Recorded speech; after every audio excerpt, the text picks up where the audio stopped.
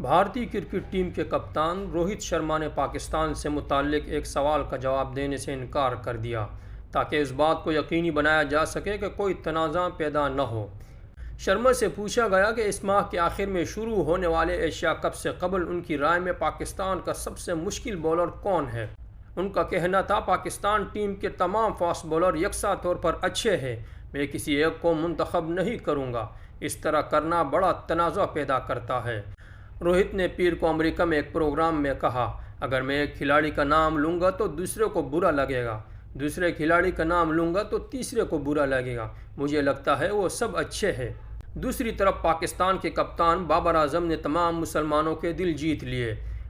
پیر کو میچ میں سینچری کرنے کے بعد مین آف دی میچ لینے کی باری آئی تو اس وقت مغرب کی نماز کا وقت ہو چکا، تو انہوں نے کہا کہ جلدی کریں، نماز کا وقت جا رہا ہے۔ اس کے بعد یہ ویڈیو سوشل میڈیا پر بہت وائرل ہوئی اور ان کے چاہنے والوں میں ان کی محبت مزید دوچن ہو گئی۔